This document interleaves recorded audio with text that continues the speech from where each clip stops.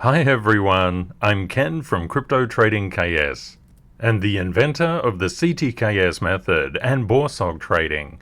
If you're new, a very warm welcome, and welcome back KS family. Please note I don't have WhatsApp or Telegram. We can see from the news headlines that again the recession word is entering the vocabulary of financial reporters.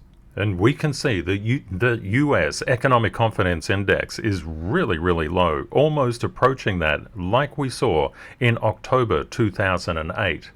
The good news is the inflation rate is starting to just normalize out. It's starting to slow, and world markets are looking at this and saying, yeehaw! We're seeing the probability of a recession in the next 12 months at currently 61%. Economists expect that the annual inflation rate will ease to 3.1% by December, and by June of 2025 will be 2.3%. All of this confluence of statistical data is actually pointing to a soft landing. CEOs say they expect a US recession, but most think it will be short-lived. The consensus is by mid-2023, or at the latest end of 2023, we're going to see a turnaround into growth. China's reopening is definitely helping global markets. China's 60,000 COVID death toll calls for more data transparency from the chief, Tedros, of the World Health Organization. China's National Health Commission said on Saturday that 59,938 people died from COVID at hospital from December 8th to January 12th. However, when we check publicly available data, the total death toll inside China since the start of C19 is 5,272. So you can see this is an absolute and utter explosion. Global markets could get really choppy, and the Bank of America is anticipating that the S&P 500 will close around 4,000. It could possibly go up to 4,600, and it has a reasonable floor of around 3,000. Let's put these three statistics into consideration. 4,000 is about where we are now. If we end up the year there of 2023, the market will not have moved, but we know the market's always moving in waves. So they're pinning a bottom around 3,000 and a top around 4,600. 3,000 would be approximately a 25% drop from where we are now, but nothing like what we saw during the GFC, which was a really nasty drop. Limited upside of around, say, 14.5%. Traders make their money from up and down volatility, and we can see that 2023 will be a very good trading year.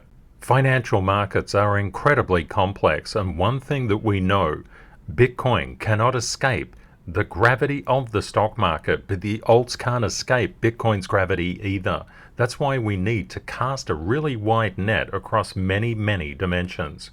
The crypto market has been rallying really strongly, and it would be reasonable to predict that a pullback potentially into this particular area when we look at total crypto market capitalization around the $888 billion mark would be more than reasonable, because these big rallies always need to digest and price is always moving in a wave.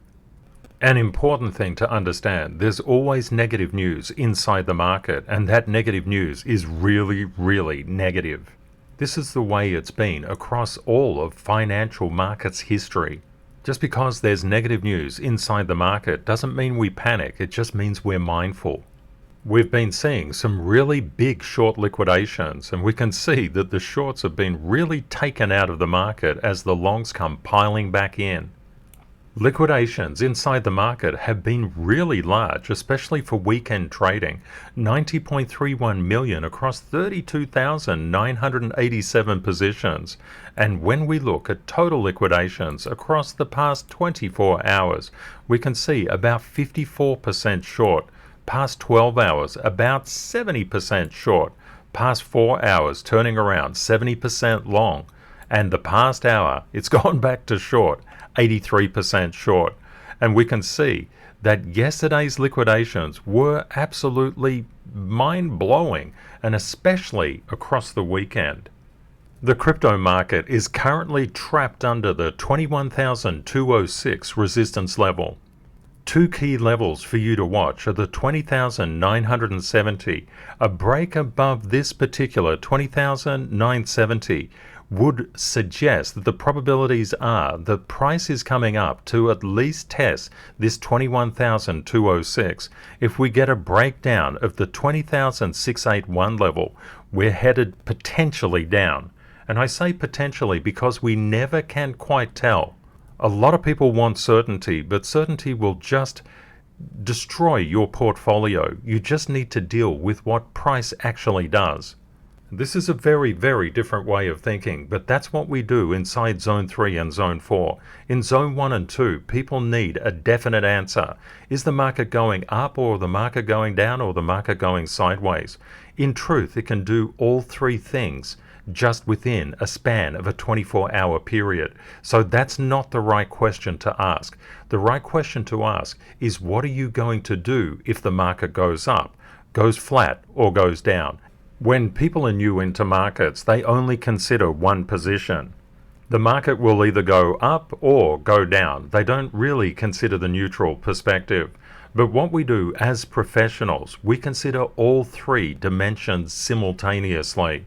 And that's why we put together this CTKS code, and you can see the explanation of the code just here, right next to the code itself.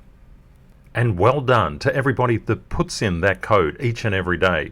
You're showing the market you're paying attention, and the market will reward your knowledge and your courage, because rewards are based on active learning.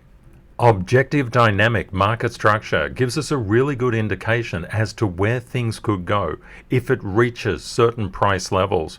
If we get above the 20,970 and then attack the 21,206 level, get above that, we're in all likelihood heading to 22,322. If we break down below the 20,681 mark, and then break below 20,500, in all likelihood we're heading down to the 19,400 mark. We saw a big explosion in Bitcoin's price, and that explosion requires consolidation before the next move. But the consolidation is looking really quite positive at the present time. If you read the news headlines, you'd just run and hide under your bed. But if we look at actual price action, it's not too bad. Just listen to all the news and just be mindful of it, but just keep your eyes on how all the charts interact. The greatest gainers in the past 24 hours, FracShare, FXS, up 24%, Mana up nearly 20%, Woo Network just about 11% up, woohoo woo, Filecoin a little over 10% up, Sandbox, Optimism, Graph, and Flow all doing quite well. When looking at the greatest losers over the past 24 hours, they're very constrained in terms of their reduction. The greatest loser is about 3.2% down. That's not a very big loss. And what are we looking at? Phantom, HT, ZEC, Polkadot, XRP, Axie Infinity, OKB, and CRO. Looking across the top 8, for about the past week, we can see that Bitcoin has come up little over 23%. Ethereum is about 18.5% up during the same period of time. And we can see ETH is following Bitcoin's gravity. This is a really important thing to understand. Tether is number 3. BNB is showing a degree of weakness, as is XRP. USDC is Circle, the stablecoin, and BUSD is Binance's stablecoin. And we can see ADA also showing relative weakness compared to what Bitcoin is doing. And you can see that in these patterns playing out right here in front of you. Turning to the next 8, we can see Doge much weaker, only up 9.4% over the same period of time. Solana is an absolute crazy standout, up nearly 43% over the same period of time. Solana continues to be very strong and has a very strong user base as well. Matic, we can see Matic is up around 15%. DOT is up around 20%. Litecoin, not so light, up only around 7%. Ah, come on, Litecoin. Tron, up about 14%. And we can see some really interesting movement.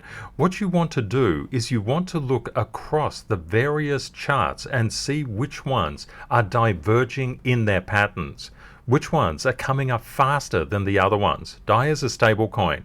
Shiba Inu, up 18.5%.